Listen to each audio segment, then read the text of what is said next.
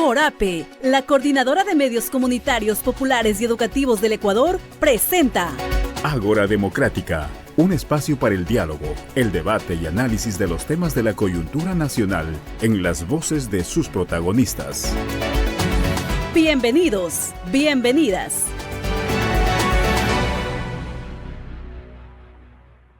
¿Qué tal, amigas y amigos? Les damos la bienvenida a un programa más de Ágora Democrática. Gracias por escucharnos a través de los medios y radios afiliadas a CORAPE a nivel nacional, por YouTube y también las diferentes redes sociales. Yo soy Elba Luzardo, conozcamos cuál es el tema de la semana.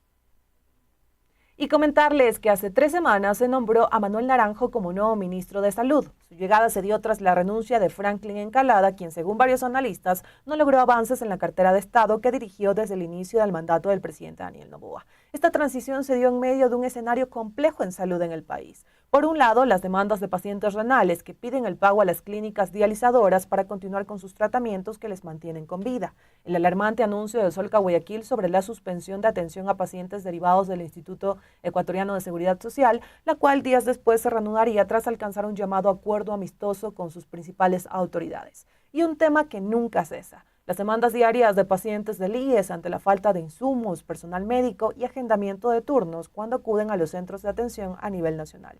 Muchos de estos pacientes con enfermedades catastróficas y raras. Toda esta situación genera preocupación y una serie de preguntas. ¿Cuáles deberían ser las prioridades de intervención de las nuevas autoridades del Ministerio de Salud Pública y del Gobierno para hacerle frente a esta situación?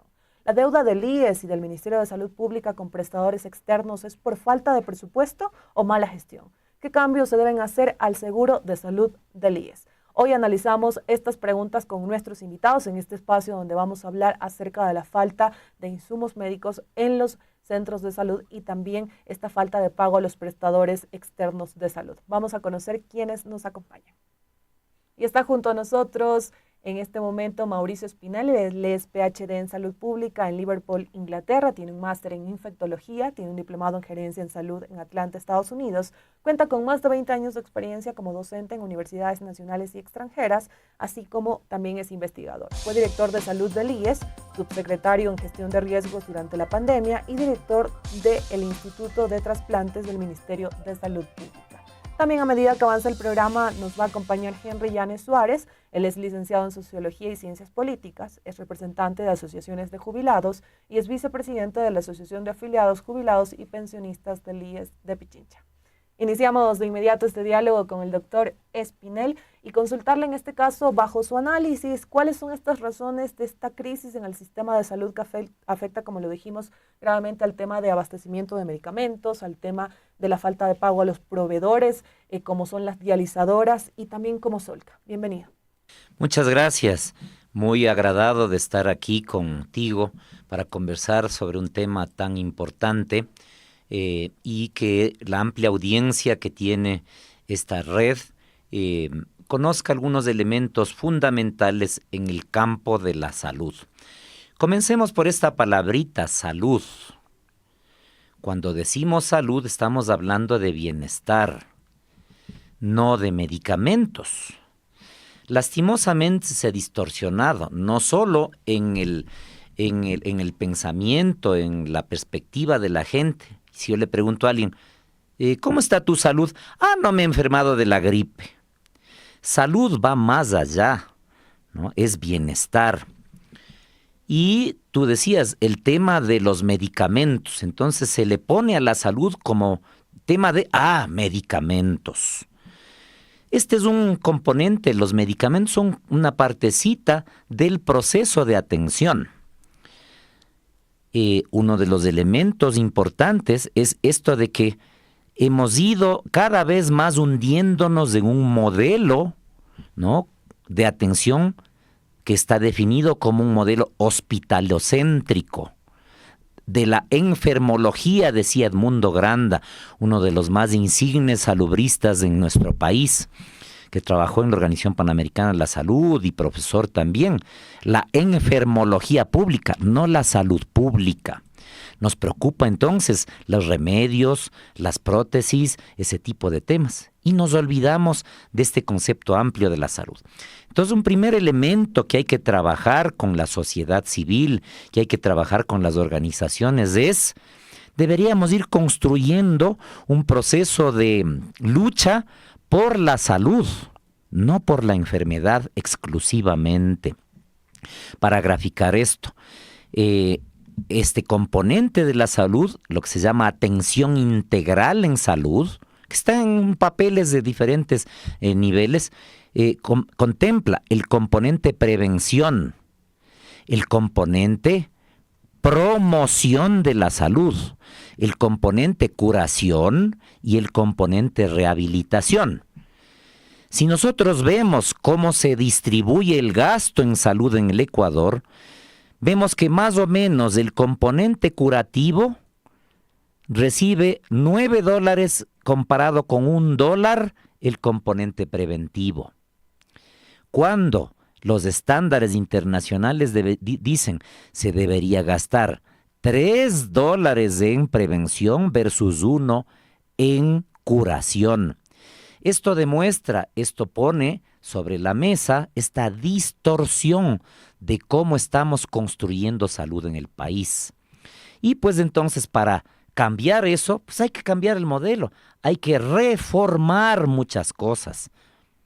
Aquí le quisiera hacer una pregunta. Usted ha hecho mención a estos 3 conceptos importantes y ha señalado que el tema de salud no solamente depende de los medicamentos que uno toma en caso de que esté teniendo algún tipo de enfermedad, sino es que habló de la promoción, prevención y rehabilitación, y habló también de que tal vez está distorsionando el concepto de salud. ¿Cuándo empezamos a ver esta distorsión de este concepto de salud en Ecuador y que el plan, en este caso, no se ha logrado ejecutar de la manera correcta para respetar estos 3 temas que usted ha mencionado: promoción, prevención y rehabilitación? Hay que tomar en cuenta que en el ámbito de la salud, recuerda que la segunda industria, ¿no?, de mayor comercio en el mundo después de las armas son los medicamentos. Entonces, pues claro, hay muchos intereses alrededor del componente medicamentos. Y hay que hablar entonces de medicamentos, pues, no hay que hablar de salud. Entonces, ¿cuándo? ¿No? Precisamente cuando dejamos que se prioricen los intereses particulares versus los intereses de la comunidad. ¿Y a quién le corresponde eso? A los políticos. Y cuando yo hablo de política, estoy hablando de política pública, es decir, de aquella herramienta, de aquel conocimiento, de aquella ciencia que pretende lograr beneficio para la población. Ese es el concepto de política. Se distorsiona mucho y se dice, es que la política como el beneficio de ciertos grupitos.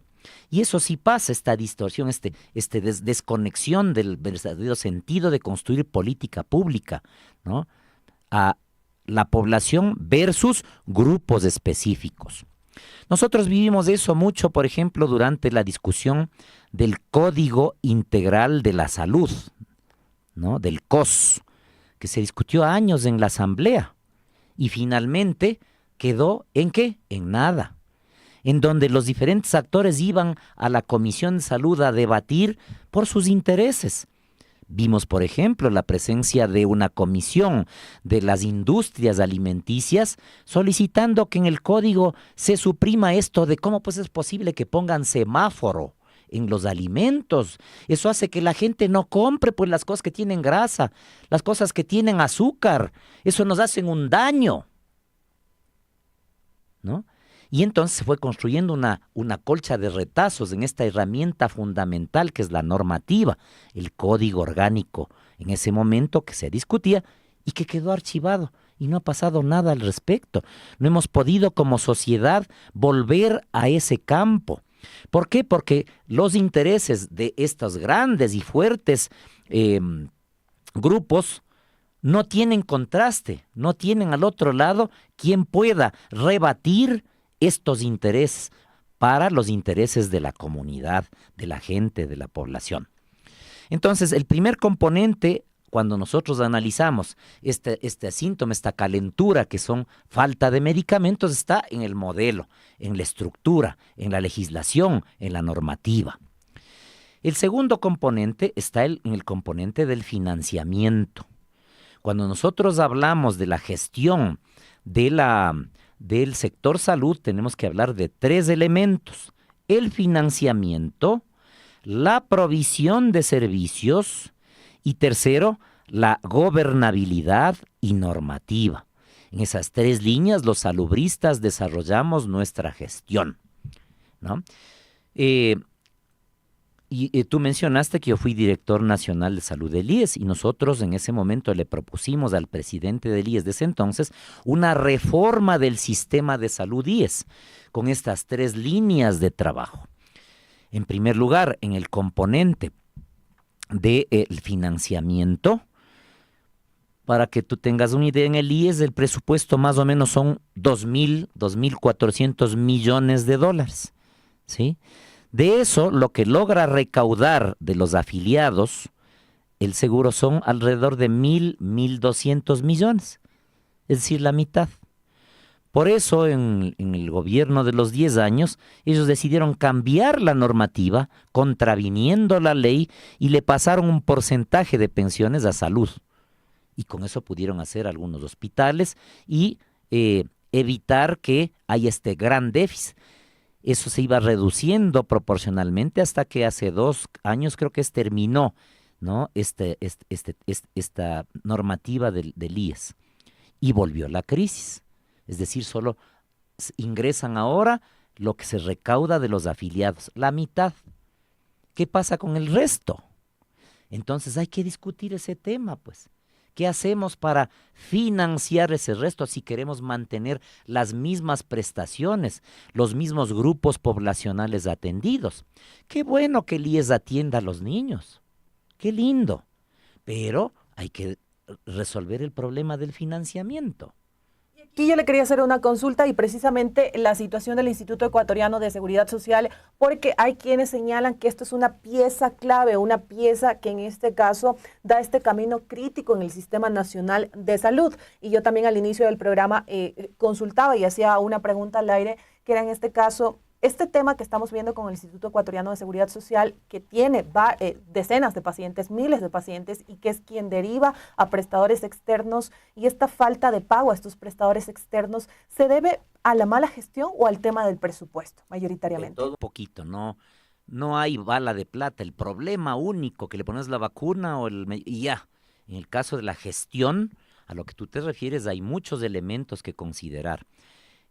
Estábamos hablando del financiamiento, ¿no? Y entonces ahí viene el problema. Bueno, pues entonces, ¿cómo logramos que, ¿no?, la gente tenga esas prestaciones financiadas? No se ha discutido eso. Tú has escuchado a las autoridades del IES decir, este es el presupuesto, esto es lo que recaudo y estos son mis planes para financiar. No. Lo único que hemos visto es vamos a afiliar más jóvenes a salario básico, es decir, una contribución de 60, 70 dólares por persona, que eso no alcanza, ¿no? Entonces hay que buscar cómo financiar. Y cuando yo hablo del tanque de financiamiento, yo tengo lo que entra, los dólares que entran y lo que sale. Entonces yo tengo que poner llaves, controles en los dos, abrir más las llaves de ingreso. Son 8,5 millones de beneficiarios, es decir, más o menos la mitad de la población del Ecuador, porque están incluidos ahí los afiliados, 3,5 millones, pero también sus hijos menores de 18 años, pero también los jubilados, todos los abuelitos, pero también los del Seguro Social Campesino, pero también las esposas, pero también... Entonces, quienes pagan son los afiliados. Es como que yo voy a un restaurante y digo, deme un almuerzo. Pero también deme el almuerzo a mi señora, a mi abuelito, al señor que trabaja en mi jardín, a mis niños. Señor, pero si está pagando solo un solo almuerzo. No, pues, deme. Es lo que pasa en el IES. Hay que recordar que el modelo del IES es un seguro. Es decir, se financia con los aportes, ¿sí? ¿En función de qué? ¿Cuál es el principio de este modelo? Que es diferente al del Ministerio de Salud, que es diferente al de el del sector privado. En este modelo está en el medio el tema del riesgo. ¿Por qué yo pago esta prima? ¿Para qué es eso? Con eso yo me libro de mi riesgo y le transfiero ese riesgo a través de esta prima al seguro, ¿no es cierto? Es decir, si yo tengo un carro, compro un seguro, pago mi prima, y si es que yo tengo un problema con mi carro, ya no asumo los problemas yo, lo asume el seguro, igualito en el componente salud, ¿no es cierto? Entonces, ese ese riesgo que yo le estoy transfiriendo a la institución, luego, ¿cómo es manejado por la institución? Entonces, lo que tú dices, mal manejo, falta de gestión. Entonces, el principio tiene que ser que yo debo lograr que ese riesgo se distribuya, se remaneje.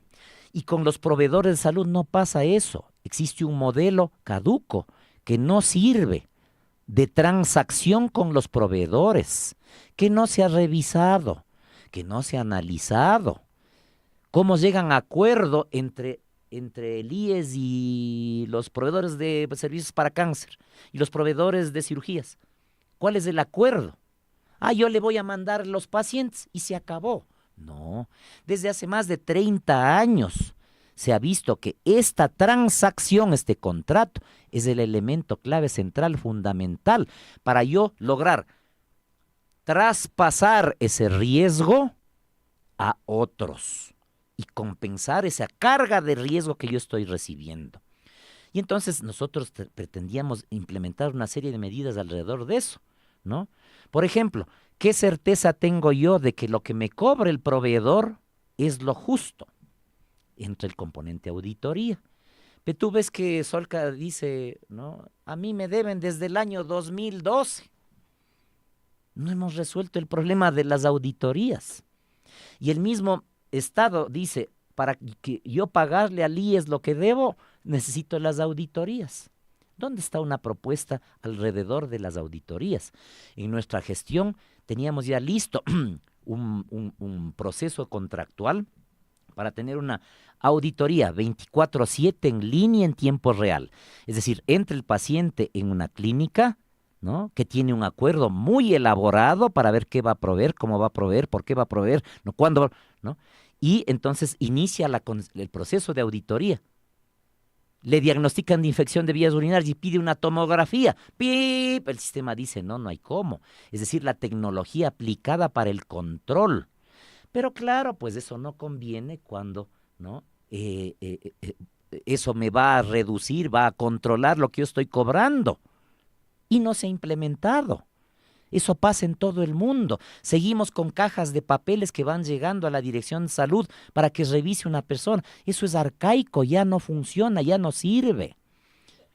Spinel, y aparte de este tema que usted ha mencionado, que debería existir una correcta auditoría de estos procesos para, en este caso, también si los proveedores de salud conocer están cobrando lo justo por el servicio que prestan, y aparte de este tema que usted ha mencionado, el avance de la tecnología para poder tener un control de cuando el IES, en este caso, o el Ministerio de Salud Pública dice, derivo un paciente a un prestador de salud externo, ¿cuáles son esos otros temas que deberían implementarse y que en este caso no se están implementando y podrían ayudar? Entonces, mira, este programita nosotros hicimos el cálculo que le ahorraría a la institución alrededor de 350 millones de dólares.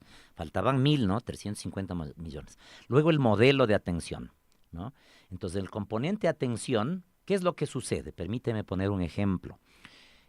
A mí me pica la pestaña, digo, yo soy afiliado, pues me voy al Carlos Andrade Marín, el hospital de mayor complejidad que tiene este país, donde están los especialistas, ¿no?, más la crema innata del conocimiento, ¿no? Entonces voy y me reciben y me atienden y me ven el triaje y me ve la enfermera y me ven la administración y me ve luego el residente y el interno y luego el especialista y finalmente viene el especialista de anestesiología, me rasca la pestaña y me voy. ¿Cuánto cuesta eso? En promedio, más o menos $150. ¿No me podrán rascar la pestaña por $5 en un consultorio? Eso es una distorsión del modelo de atención. ¿Por qué? Porque el sistema IES en este caso no tiene un primer nivel de atención. Entonces nosotros propusimos establecer una red de atención de primer nivel. Como pasa en el mundo, es decir, no es inventar la rueda, ¿no? Como pasa en Inglaterra, en Cuba, en Uruguay, en Costa Rica, en Nueva Zelanda, ¿no? Tú tienes tu médico de cabecera, así le llamábamos, y teníamos ya listos 2,500 puntos de atención, donde tú estás registrada con ese médico, y él se encarga de tu atención de salud. Es decir, se va a preocupar de que a tu edad tú tengas tu examen de Papa Nicolau, que te hayas hecho el examen de HPV, porque si no se hace eso ahora, a tu edad, ¿no? En este momento, resulta que de aquí a 10, 15 años puedes tener un cáncer de cuello uterino y eso va a costar en el hospital, atención, alrededor de $300,000, porque ya cuando estás en grado 4 tienen que sacarte el útero, los ganglios, la vejiga, el intestino y hacerte quimioterapia, radioterapia e inmunoterapia. Y si falta una gas, una pastilla durante ese proceso de atención, tú saltas y tu familia salta y dice, qué tontera de institución. ¿Cuánto cuesta un examen de HPV? $17. Ese es el contraste de la diferencia del modelo de atención, ¿no? Entonces hay que cambiar el modelo, hay que reformar. Si seguimos... esto, ¿qué le supieron decir? Porque es No, importante estaba en en este caso camino, lo que usted está estaba en señalando. camino, ya hicimos pilotos de funcionamiento en diferentes partes del país. Por ejemplo, en esto que te estoy diciendo de HPV, ya hicimos el examen a todas las mujeres afiliadas de la isla San Cristóbal en el piloto y de San Lorenzo Esmeraldas. Y queríamos hacer un barrido de todas las mujeres que están en el sistema, ¿sí? Desafortunadamente en ese momento vino la pandemia. Estamos hablando año 2000.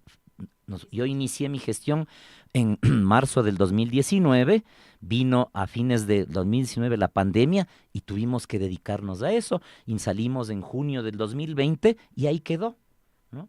Y se volvió a lo anterior. ¿Por qué? Porque hay intereses atrás, pues, de que se siga con este modelo hospitalario para que refieran pacientes enfermos a otros lados y que se siga manteniendo esos 800, 900 millones de dólares que salen de la institución a proveedores, sin ningún control. En arca abierta, el puro peca, dice el proverbio, ¿no es cierto? Entonces, si no hay control, no funciona, pues. El modelo podría ahorrar alrededor de $600 millones. Ya van 900 en el componente financiamiento, de lo que yo puedo cerrar la llave. Y luego están los ahorros que se puede hacer en la compra de medicamentos. Desafortunadamente en el país tenemos, ¿no?, una estructura muy cerrada en lo que tiene que ver con la provisión de medicamentos, lo que se llamaría un cartel, ¿no? Entonces hay un grupo de proveedores y no hay competencia. En el Ecuador no hay competencia. Entonces la provisión de medicamentos a las unidades es un viacrucis. Si el hospital Carlos Andrade Marín hace un proceso de compra que dura muchísimo, ahí está todo este proceso administrativo de lo que significa comprar los insumos, medicamentos, etcétera, ¿no? Que para la salud debería ser diferente, ¿no? Debería estructurarse de una manera diferente. Yo tenía que hacer 50 pasos para tener un proceso de compra. 50 pasos, más unos 15 pasos que le adiciona la institución, porque hay que cuidar, pues. Entonces, 15 pasitos más, 65 escritorios que tienen que revisar un proceso. Después de todo eso, entonces, ya logras comprar, ¿no? Y resulta que gana a través de precio, no de calidad, ¿no? En función de la oferta de precio, y viene el proveedor de este cartel que te hablaba y dice, ¿sabe qué? No tengo ahorita en stock. Espere. ¿Cómo? Pero si usted... No tengo, qué pena. Y entonces la institución hace la denuncia en el CERCOP y hacen una sesión, ¿no? Y entonces las letras chiquitas, de acuerdo a las letras que dicen aquí, cuando hay crisis del medicamento, entonces no tiene obligación, no hay cómo sancionarle. Y entonces el hospital se queda sin medicamentos. Mira tú, como este ejemplo que te estoy poniendo, contribuye a la falta final de medicamentos. Porque no hemos logrado romper el cartel, ¿no? ¿Por qué no podemos lograr competencia? Que vengan las empresas de la India a ofertar, por ejemplo. ¿Sí? El señor presidente del IES ha dicho, por ejemplo, pues que están procesos de compra con la Organización Panamericana de la Salud, y mira, ya van meses y nada. ¿Sí? ¿Por qué? Porque la OPS es burocrática también, ¿no? Entonces hay un montón de trámites, de complejidades, ¿sí? Claro que son más baratos, porque lo que hace la OPS es comprar en paquete para varios países, entonces baja los precios. Claro, nosotros podríamos hacer lo mismo, juntar las necesidades del seguro general, del seguro campesino, del seguro del trabajo y eventualmente del Ministerio de Salud, esos más o menos 400 millones de medicamentos que tienen que comprarse al año, ¿no? Y lanzar una propuesta a nivel global. La India, por ejemplo, tiene alrededor de 2.500 empresas de medicamentos. La mitad de ellas registradas en la FDA en Estados Unidos y en Europa, en los niveles de control más exigentes que tienen en el mundo. Pero aquí no pueden entrar. ¿Por qué? Porque hay intereses, pues porque el cartel no deja. ¿Cómo? No, tienen que privilegiar la industria ecuatoriana, ¿no? Está bien, pero parte de aquellas cosas que no hay disponibilidad, pues hay que privilegiar el derecho a la salud de la gente. Ver el tema de la calidad. Y aquí también consultarle, en este caso, ¿cuáles deberían de ser, hablando de estos procesos, de cómo son los temas de contratación para los medicamentos que usted ha señalado, son temas burocráticos, que hay que seguir un sinnúmero de pasos y muchas veces cuando se cumplen esos pasos, pues ya se llega a la parte final y en este caso el proveedor dice no tenemos medicamentos. Y ahí es lo que ocurre constantemente, lo que está ocurriendo en Ecuador, que los pacientes, sobre todo que tienen enfermedades catastróficas y raras, están pidiendo sus medicamentos. Y aquí consultarle cuáles también deberían de ser esas reformas o esos puntos que se deberían de analizar y cambiar en los procesos de contratación pública, por ejemplo. Mira, una vez más hay que utilizar la investigación, el conocimiento, la tecnología. Resulta que lo que tenemos ahora es una adjudicación de recursos y presupuestos histórico, cuando debería ser. Ya tenemos información suficiente. Ya sabemos, pues, cuál es el perfil epidemiológico de la población del IES, de la población del Ministerio, de la población X, Y o Z, ¿no? Y entonces, ¿qué es lo que hay que hacer? Tú puedes hacer la estimación exacta de qué es lo que vas a necesitar, cogiendo unos 5 años del consumo, ¿no? Viendo las enfermedades, ¿no? Y las guías clínicas de qué requieres para tratar esos medicamentos, esas enfermedades, ¿no? Y anticipar entonces ese proceso, ¿sí? Entonces, para ello tienes que hacer un proceso centralizado, ¿sí? En donde confluyan las necesidades. No podemos seguir con este esquema de que el centro de San Lorenzo compra sus 4 acetaminofenes, ¿no? Al precio que le vayan a ofrecer allá en San Lorenzo. Entonces, no, pues hay que pensar en país, pensar en el beneficio de la gente. Por supuesto, al proveedor que va a venderle en San Lorenzo, buenazo, pues, ¿no? Porque ahí le puedo vender, ¿no?, al doble del precio y no pasa nada, ¿no? Segundo, hay que abrir el espacio de este componente internacional. Cuando yo fui director, encontré que un medicamento X en Paraguay y en Colombia se vendía a la 1/4 parte del precio.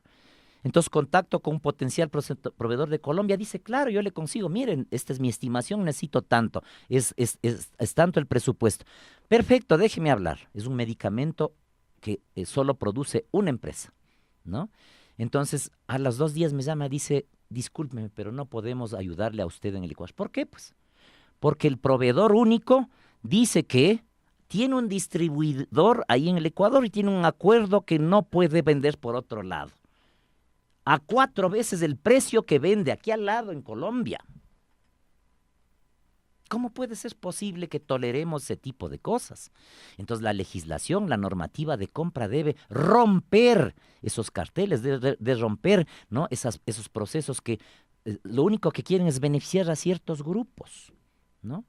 Entonces, el componente administrativo y de compra tiene que cambiar, tiene que reformarse, una vez más, de una reforma total, ¿no? Hay que quemar todo eso y volver a construir todo ese tema, ¿no? Entonces, financiamiento, provisión de servicios basado en este concepto de red, ese es un elemento fundamental, ¿no? Construir redes de atención. Nosotros estábamos juntando en esta red de atención para los afiliados y beneficiarios a dispensarios anexos. Permíteme contarte esta historia. En el seguro del trabajo están registradas apenas 300 empresas que tienen dispensario médico. Entonces hicimos un inventario con un grupo de promotores de la salud que nosotros contratamos, 250 promotores de la salud, que hicieron un papel hermoso durante la pandemia, lindas historias que contar. Hicimos un inventario, solo en Manabí encontramos 500 empresas que tienen dispensario. Entonces vamos a los pescadores, por ejemplo, la presidenta de la Asociación de Pescadores, mire, tenemos este proyectito de que su dispensario le da atención a sus trabajadores y, si ustedes desean, a los familiares. Por fin, claro que quiero eso. Mire mis costos. Yo pierdo 10% de mi producción permiso para ir a ver el examen, permiso para llevarla a mi esposa al médico, permiso para ir a ver los medicamentos, permiso. Usted me dice que ahora les voy a atender aquí, que yo voy a controlar, que yo voy a ver los certificados, que yo voy a dar los medicamentos. Sí, le vamos a poner un botiquín aquí, ¿no? Del IES, sí, le vamos a dar los exámenes y le vamos a dar a ese 400 para que usted pueda registrar todo aquí mismo. ¡Qué maravilla! ¿Dónde firmo? Entonces sí vamos a incorporar los dispensarios anexos, los dispensarios escolares, los dispensarios universitarios, los dispensarios de municipios. ¿Para qué? Para construir esta red de atención, ¿no? Y que todos contribuyan en este proceso, ¿no? Modificar las modalidades de contratación. La única forma de contratación al momento es por precio. Y hay más de 15 modalidades de contratación, por ejemplo, por capitación. Si yo le digo a un médico de barrio, mire, yo le voy a contratar a usted para que dé atención en salud a estas 1000 personas. Usted se va a encargar de la salud. Y estas son las prestaciones que tiene que dar, ¿no? A las mujeres de examen Papá Nicolau, a los, ¿no? La lista, esto. Y le voy a pagar, hicimos el cálculo, $6 por persona por mes. Quiere decir $6,000 por persona, ¿no? Cada mes. Y usted se encarga de estas atenciones. ¿Tú crees que no va a haber interesados en hacerlo? Eso se llama capitación. Él se encarga, él coge el riesgo, ¿no? Y va a atender entonces a esas personas. Si un abuelito va a atenderse donde él 50 veces en el mes, problema de él. No le atendió de manera adecuada, no le dio las medidas preventivas, no estableció una buena conexión con ese paciente. Va 50 veces cuando debería ir 1 o 2. Eso se llama capitación, una de las modalidades de cambio de estructura de compra de servicios. Einstein decía, si es que seguimos haciendo lo mismo, ¿cómo queremos que las cosas cambien? Y seguimos haciendo lo mismo. Señor Spinelli, con esa intervención suya nos vamos a una pausa y al regresar saludamos también a nuestro otro invitado, Henry Llanes, que ya se encuentra aquí listo para unirse a Ágora Democrática. Así que ya regresamos en unos breves minutos. CORAPE, Coordinadora de Medios Comunitarios del Ecuador. CORAPE, medios inclusivos y educativos. CORAPE, medios interculturales con las voces populares, hablando como tú, contigo. Coordinadora de Medios Comunitarios del Ecuador.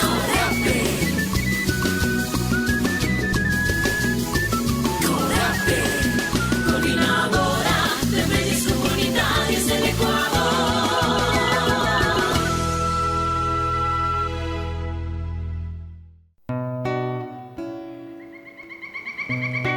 Conservar el ecosistema es un deber. ¿Pero sabías que la principal especie en extinción es el ser humano? Cuidarlo es responsabilidad de todos y todas. CORAPE, por la vida.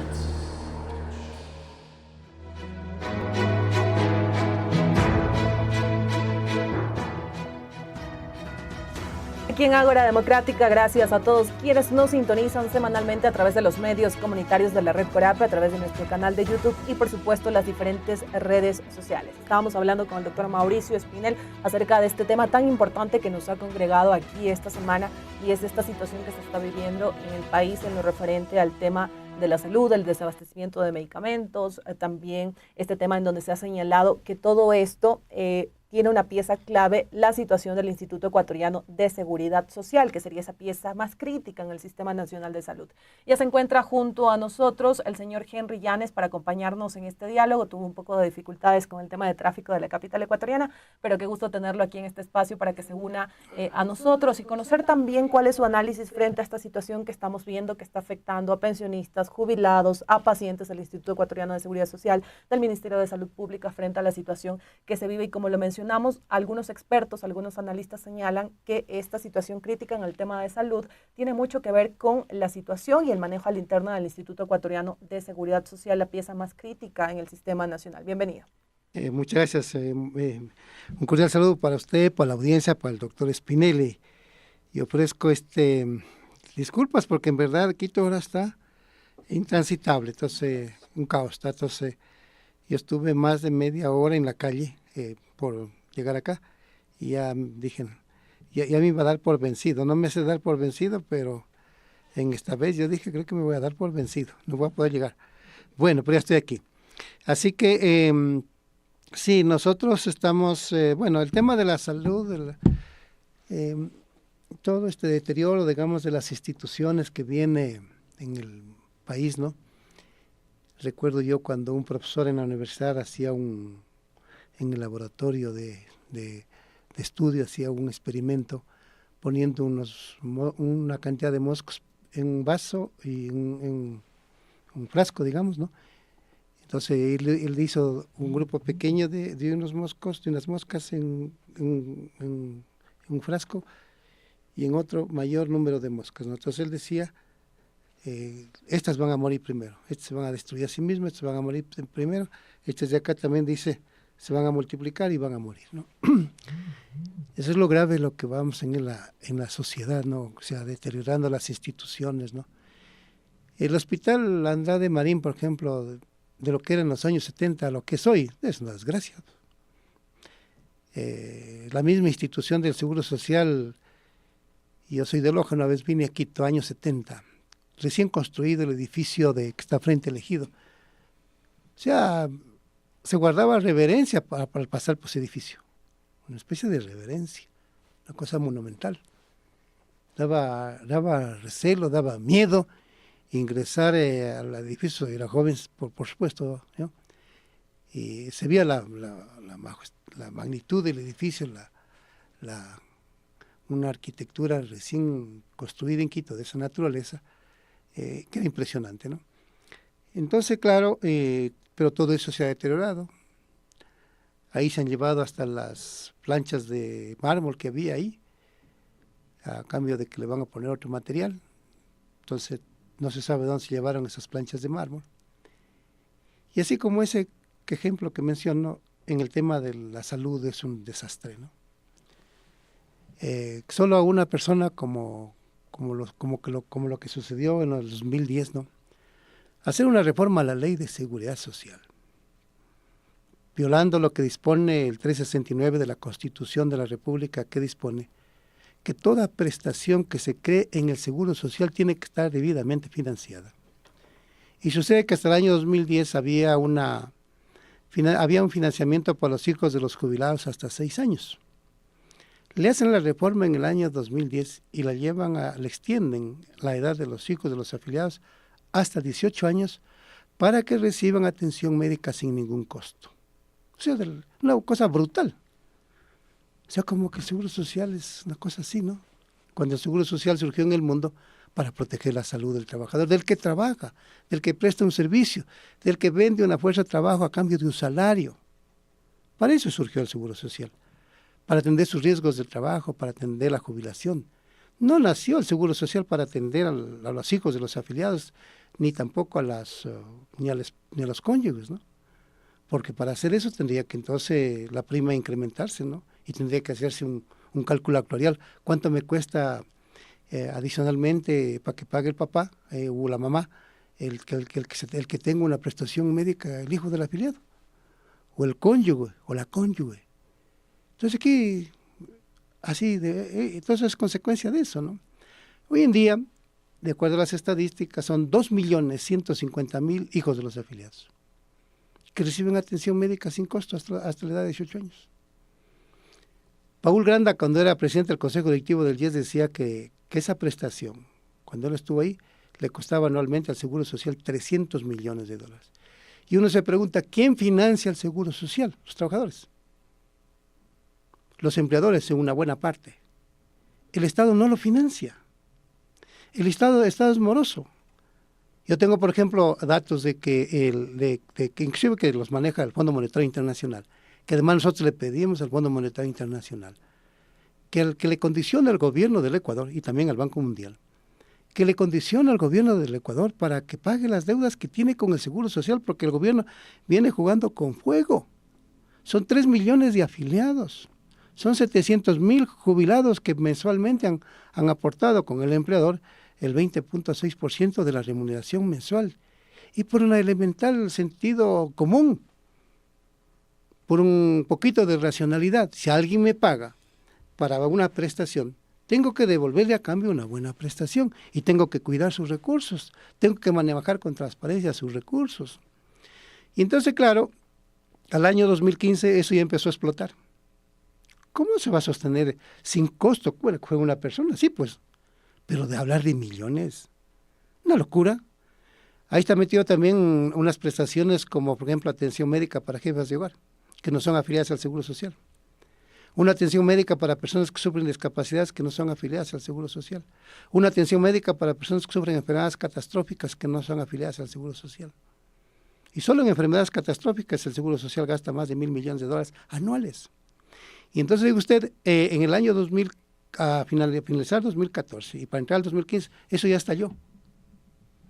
Entonces, violando la ley de seguridad social, el artículo 122, le bajaron el aporte del 9.45, que es con el empleado se aporta el 20.6% para la seguridad social.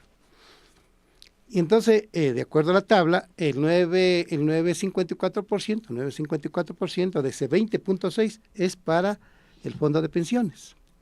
Y el 4.57 era para el fondo de salud.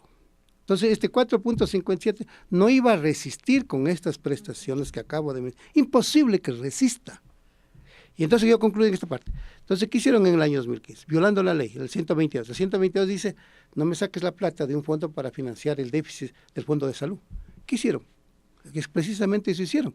Le bajaron del 9.54 al 4.57, le bajaron al fondo de pensiones y lo hicieron crecer al fondo de salud para poder en algo financiar la prestación. Generando un desbalance en el otro. Totalmente.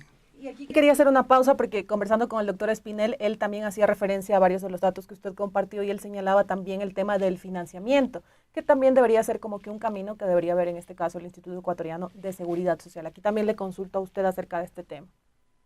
Acerca del financiamiento o esas otras opciones que podría haber el Ministerio de Salud. Yo lo que nosotros hemos dicho, se hace que todas las personas paguen un aporte al Seguro Social en función de un cálculo actuarial, de una proyección matemática, no al ojímetro. Y entonces, cuando yo soy sociólogo, cuando yo me pongo a pensar en contexto, ¿cómo va a responder el Estado a eso? Porque el Estado es el que tiene que cumplir. Bueno, el Estado tenía una deuda pública en el año 2010 de $8.600 millones. Ese era el saldo de la deuda pública, ¿no? Ahora sucede que, según Pablo Dávalos, economista que fue viceministro en el gobierno de Correa, del Ministerio de Economía y Finanzas, él dice que ahora la deuda pública es de $84.000 millones. Entonces yo digo bajo el discurso, es que el Estado tiene que financiar. ¿Y cómo va a financiar el Estado? Si tiene un terrible endeudamiento público, no maneja bien el petróleo. El petróleo, ahora hay denuncias gravísimas de que prácticamente el manejo del petróleo está colapsando, porque todo lo han entregado a empresas privadas. Todo el Ecuador no sabe manejar los recursos, el gobierno no sabe manejar los recursos, la sociedad ecuatoriana no sabe manejar sus recursos. En el sector minero, por ejemplo, el año pasado se dijo que se exportó $3.320 millones en minería metálica. Cuando uno pregunta, a ver, ¿cuánto le quedó al Estado de esa cosa? ¿Cuánto llevaron las empresas privadas? Las empresas privadas llevaron todo, casi la totalidad. Y entonces, ¿cómo quieres si tu Estado no sabes manejar el petróleo? Si tu Estado no sabes manejar la minería, no sabes manejar las telecomunicaciones. Sabemos, por ejemplo, en qué condiciones está negociando el gobierno actual el caso de la renovación de los contratos con Conecel y Otecel.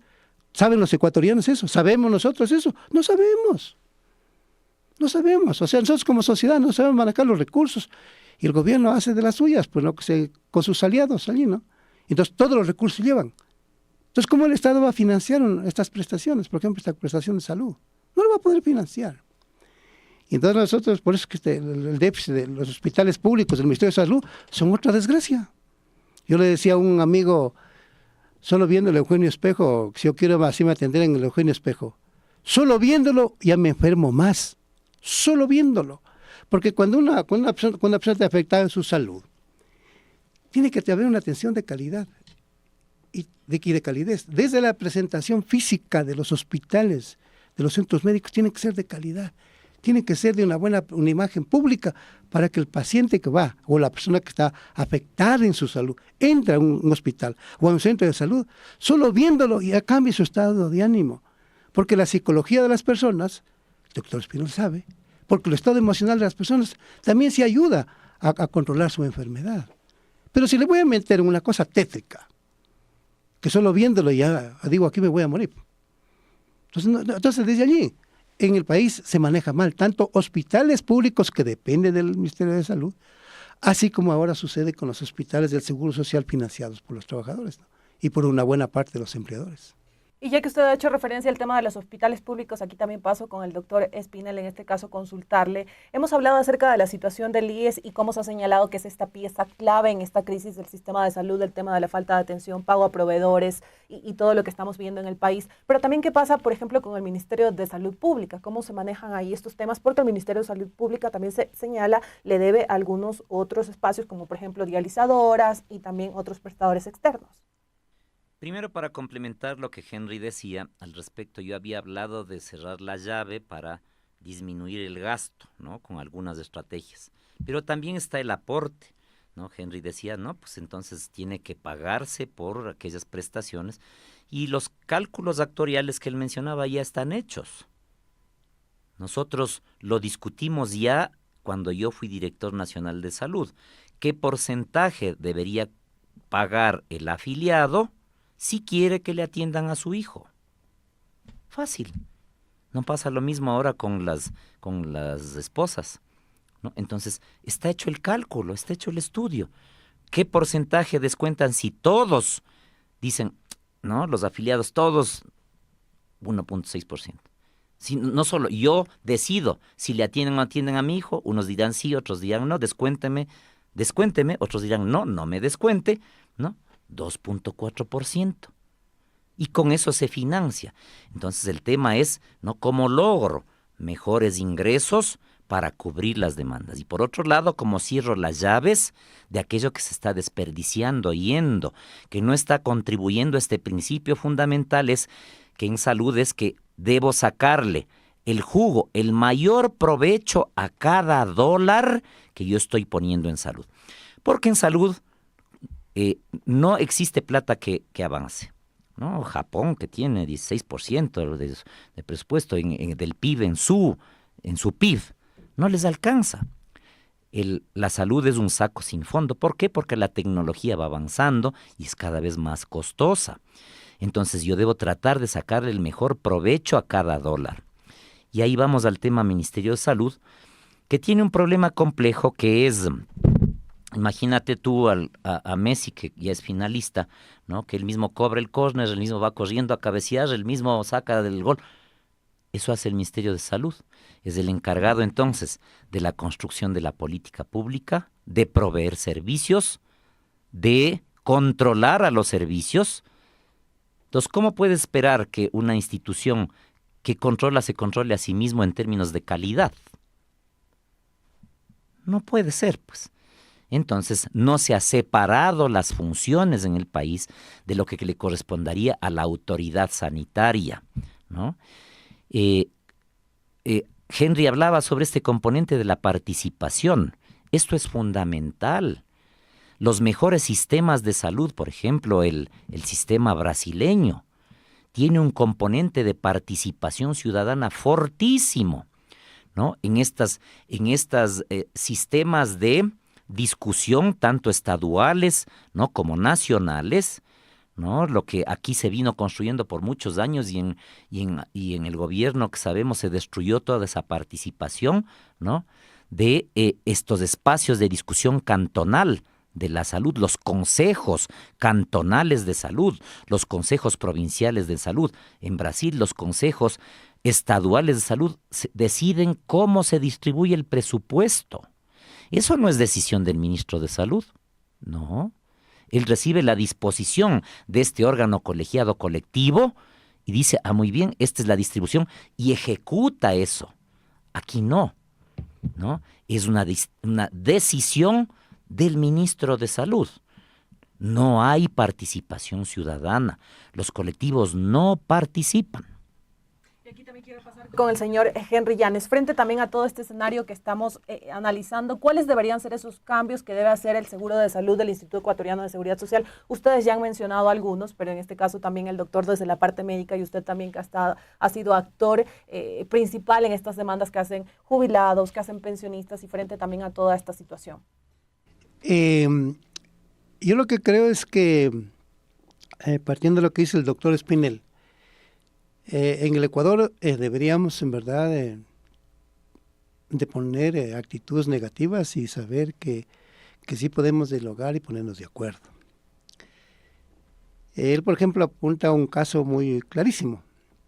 Esta agencia de regulación y control de lo que tiene que ver con lo que es comercialización, ingreso de medicamentos, comercialización de medicamentos, distribución de medicamentos y sobre todo la calidad de los medicamentos. No tenemos un organismo de control independiente que no esté bajo el zapato del ministro de Salud o de la ministra de Salud. Tiene que ser independiente. Porque una vez asistí a una reunión reservada con laboratoristas médicos, con gente que trabajaba en el Ministerio de Salud y también en el hospital de IES, hospitales. Y claro, insistían que yo les acompañe, porque me decían, le queremos dar a conocer la calidad de los medicamentos. Y allí hacían una serie de observaciones a unos cuantos medicamentos que no reunían la calidad adecuada para poder sanar a las personas en un diagnóstico, en una dosis de medicamentos que debería ingerir la persona afectada a su salud. Y por ejemplo, esa realidad no la conoce el país. Y que claro, estas personas para llevarme a una reunión reservada estaban viendo a las cuatro esquinas que nadie les va a seguir. Se regresaban a ver como asustados, como que venían corriendo de algo, ¿no? Entonces le digo, ¿y por qué están así? Dice, porque no queremos que nadie nos siga. No queremos que nadie nos vea. Entonces entramos en un edificio, en un subsuelo, habían habido ahí unas oficinas, y ahí me llevaron. Entonces los abogados también. Una cosa dramática. Pero yo les dije, yo no puedo hablar si no tengo los documentos, tengo los respaldos. Ustedes me dan los respaldos, me dan los documentos, yo puedo hablar. Sin esos documentos yo no puedo hablar, porque tengo que protegerme de lo que voy a decir. Y tiene que ser de esta información confiable, de gente experta, ¿no? Entonces ellos decían que trabajaban en laboratorios, ¿no? Entonces observaban a la calidad de unos cuantos medicamentos, ¿no? Tanto medicamentos genéricos como medicamentos de marca. Entonces, claro, yo le decía, el tema es de que se comercializan estos medicamentos, se distribuyen estos medicamentos, la gente ingiere estos medicamentos sin que previamente un organismo de control haya pasado por el control de la calidad de sus medicamentos, ¿no? Entonces, en el Ecuador, yo soy partidario de que tenemos que ir a una reforma constitucional vía referéndum. Hacerla en cada temática por expertos. En tema constitucional por abogados constitucionales, en tema de salud por expertos en salud, no cualquier individuo que vaya a meterse allí a querer legislar, ¿no? En tema de educación por personas especializadas, entonces armar esas comisiones y estructurar el texto constitucional. Entonces después, en función de esa estructura, de ese texto constitucional, llevarlo a reforma, no llevarlo a la Asamblea. Entonces, por ejemplo, en el tema de salud, si la sociedad no tiene una buena política de salud, esa buena política de salud empieza por la alimentación. Lamentablemente nosotros no sabemos alimentarnos. No hemos tenido esa formación de una buena nutrición en la escuela y en el colegio. No tenemos una buena nutrición y además de no tener una buena nutrición, nos cargamos una cantidad de veneno a nuestro organismo a través del consumo de drogas de una buena parte de gente, empezando por el cigarrillo, empezando por el alcohol. Porque si la gente tuviera una buena conciencia del impacto que tiene una mala alimentación o del impacto que tiene las drogas, empezando por el tabaco y el alcohol, ¿ya? Pero y si la gente nuestra no tiene ese nivel de conciencia, porque la mejor política tiene que ser preventiva, pues. Tiene que ser preventiva. Entonces podemos bajar los costos de una sociedad, costos altos que se dan en los presupuestos de los estados, ¿no? Y su gran incidencia que tiene en porcentaje el presupuesto de salud.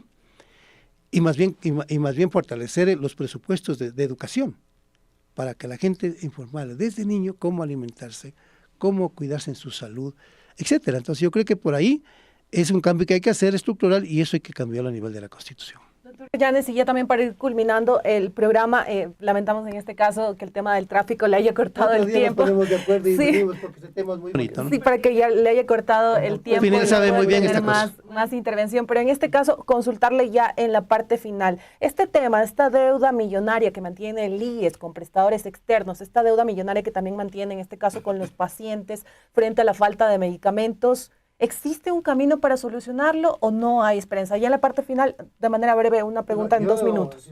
Como presidente del Consejo Directivo del IES o siendo director general, yo lo que plantearía es una reforma para que las prestaciones que no son del Seguro Social pasen al Ministerio de Salud. Prestaciones médicas. Y esas prestaciones médicas sean atendidas por el Ministerio de Salud bajo 2 principios, de calidad y de calidez. Luego una cosa. Segundo, el Seguro Social no puede pagar, porque sucede que el Estado no le paga al Seguro Social. El Estado le debía oficialmente, a julio del año 2023, le debía $10.051 millones. Para este año el gobierno del señor Daniel Noboa, que dijo que va a fortalecer el Seguro Social, inclusive recomprando los bonos del Estado que están en manos del Seguro Social, sucede que este año hace 2 cosas el señor Noboa, y que el país debe saber, los electores deben saber. Él lo hizo constar. Él tenía que haber transferido vía presupuesto o tenía que hacer constar en el presupuesto para transferir en este año $3.706 millones. Solo hizo constar 2.293. Para pensiones. Sí, ya, nuestra salud, pensiones, ya. 2.293. Sucede que va a dejar de entregar $1.400 millones. Entonces la deuda ya no es de $10.051 millones como era en julio del año pasado. Ahora es de 11.500 millones, ¿no? Y entonces cuando hay esa enorme, eso tiene un doble efecto, esa deuda que se va acumulando y lo que el presidente no va a pagar. Mire, tiene doble efecto. Le genera un enorme luxo excedente a las finanzas del Seguro Social y por otro lado le descapitaliza el fondo de pensiones, porque de ahí toman el dinero. El gobierno no va a entregar $1.400 millones en este año, el señor Noboa. No, entonces tengo que sacar del fondo de pensiones, violando el 122 de la Ley de Seguridad Social, para cubrir las prestaciones, los presupuestos de las prestaciones del Seguro Social. Entonces, el problema está por ahí, que el Estado no paga al Seguro Social, pero es que el Seguro Social tampoco puede pagar a las clínicas y a Solca, que es una cosa grave, ¿no? Doctor Spinelli, ya también en la parte final, la misma pregunta. ¿Estamos lejos de acercarnos a una solución frente a estas deudas con prestadores externos y a la falta de insumos médicos? Estamos lejos porque no estamos visibilizando el problema, ¿no? El problema no está ahí. Hemos conversado sobre algunos elementos estructurales que deben tomarse en cuenta. Por ejemplo, yo hablé sobre el tema financiamiento, sobre el tema provisión de servicios, y está el componente gobernanza que acaba de mencionar Henry, en las normativas y quién toma las decisiones. Yo vi pasar en el seguro, en la dirección del seguro de salud del IES, arquitectos. Ahora mismo, ¿quién es una de las viceministras del Ministerio de Salud, que se encarga del dengue, de la malaria, de la tuberculosis? Yo no me atrevería a ir a un pozo petrolero y decir, a ver, hagan esto, hagan este otro. Expertos, decía Henry, no puede ser que se tomen decisiones por parte de gente que no tiene idea. Y en el tema de gobernanza, yo estuve en una reunión de todos los directores de salud de América. Todos tienen al menos 4 años de gestión. El promedio aquí en el Ecuador nos llega a 3 a 4 meses. 3 a 4 meses, ¿cómo se puede construir un proceso de gestión? Entonces es un componente que se debe resolver tanto en el IES como en puestos directivos. Tú me comentaste que fui director del INDOT. Logramos subir, ¿no?, alrededor de 6 veces el número de trasplantes en un año que estuvimos. Cambió el ministro anterior y una patada afuera. Es decir, el trabajo realizado, ¿no?, desde la perspectiva de la técnica de la salud pública no sirve para nada. Lo único que sirve aquí es el compadrazgo, las amistades, los amarres. No puede ser. ¿Y quién reclamó de los colectivos? de pacientes trasplantados, de pacientes en diálisis. Nadie, no dijo nadie nada. No puede ser que esto siga así. Entonces, como sociedad tenemos que darle gobernanza a nuestro sistema de salud en diferentes instancias para que funcione. Doctor Espinel, le agradecemos por la intervención y también a nuestro otro invitado, Henry Llanes Suárez, ha estado junto a nosotros, y también el doctor Mauricio Espinel. De esta manera culminamos Ágora Democrática. Fueron varios puntos que en este caso se quedaron pendientes por conversar. Lastimosamente, el tráfico de la capital ecuatoriana le jugó una mala pasada, en este caso a nuestro invitado Henry Llanes, pero esperamos poder seguir aperturando estos espacios para continuar hablando acerca de estos temas tan importantes. Muchísimas gracias por sus valiosos aportes.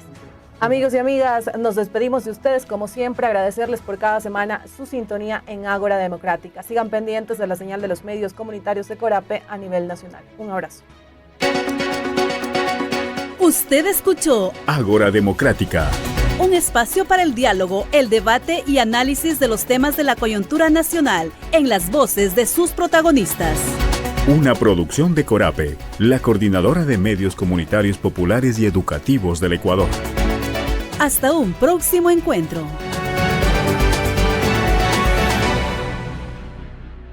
Una producción de Corape. Derechos reservados.